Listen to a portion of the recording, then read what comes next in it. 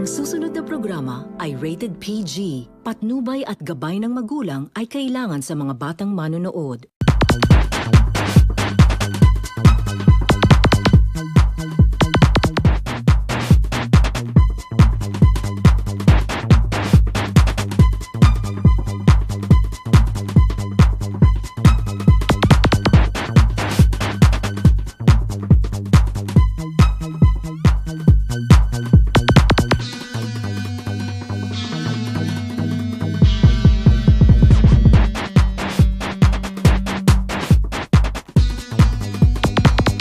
Mabuhay, Luzon, Visayas, Mindanao, Mega Manila at World. Ngayon po ay araw ng Martes, 2 ng Oktubre taong 2012. Simula po ng pagbabago, simula ng pagtahak sa tuwid na landas. Kami po ang inyong paborito at nag-iisang sports newscast sa bansa. Ito po ang PTV Sports. Ako naman si Snowball.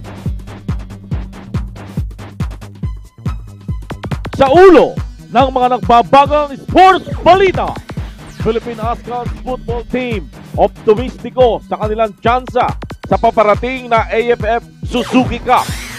Kampo ni Fighter of the Decade Manny Pacman Pacquiao, determinadong wakasan ang umahabang rivalry nila ni American counter-puncher Juan Manuel Marquez.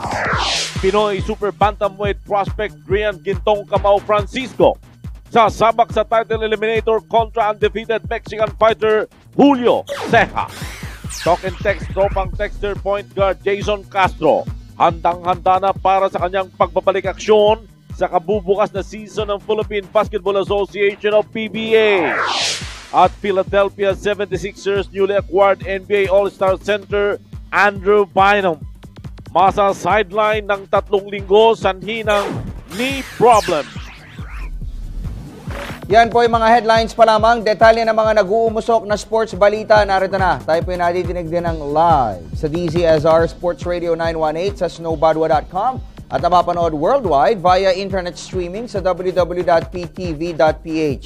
Sa football, dahil po sa kanilang impresibong performance sa katatapos na Peace Cup, kumpiyansa po ang Philippine Ascals na makakaya nilang makipagsabayan sa mga tigasing team sa AFF Suzuki Cup sa susunod na buwan.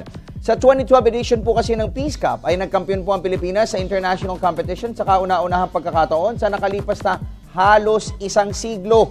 At dito po hinakot rin ng mga miyembro ng Philippine Ascals ang lahat ng mga individual awards. Kabilang po sa mga Pinoy Booters na kinilala sa torneo ay si star forward Dennis Wolf na ginawaran ng Golden Boot Award at Most Valuable Player Honors. Gayun din si Edward Sacapano na nahirang naman bilang Best Goalkeeper. Ang karagdagang detalye sa report na ito ni Miss Cristabel De Leon. Yeah, we are confident. We have good players, but we still have some time to go and to work on several things. Yeah. Ito ang statement with conviction ni Philippine Ascals head coach Michael Weiss nang aming tanungin hinggil sa tsansa ng bansa sa paparating na AFF Suzuki Cup. Ang Suzuki Cup ay ang pinaka-prestihiyosong football tournament sa Timog Silangang Asya. At ito rin ang naging springboard to stardom ng ating koponan noong 2010. Sa naturang edisyon ng Suzuki Cup ay tinalo ng Ascals ang nooy defending champion Vietnam bago sila nakipagtabla sa isa pang powerhouse team na Myanmar. Dito nakapasok ang Pilipinas sa semifinal ng torneo sa kauna-unahang pagkakataon, subalit nabigo tayong umusad sa championship round. Matapos na yumukod tayo sa host Indonesia sa isang hotly contested match. Pero dahil nagkampiyon ang Ascals sa nakalipas na Peace Cup, marami ang umaasa na maganda ang ipapakita ng koponan sa Suzuki Cup.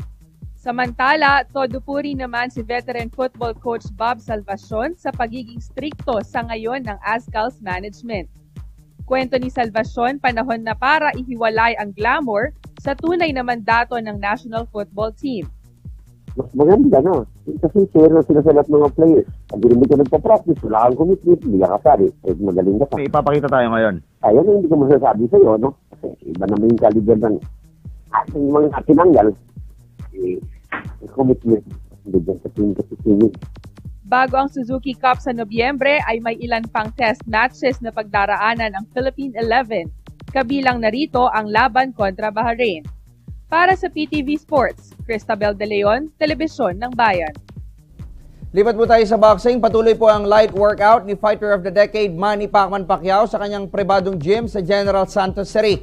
Pero kaninang bandang alas 2:30 ng hapon, nag-break po muna sa ensayo ang Pinoy boxing hero upang maghain ng Certificate of Candidacy para sa pagkakongresista ng Lone District ng Sarangani Province. At sa kanya pong hinahangad na ikalawang termino bilang representante ng nasabing probinsya, napabalita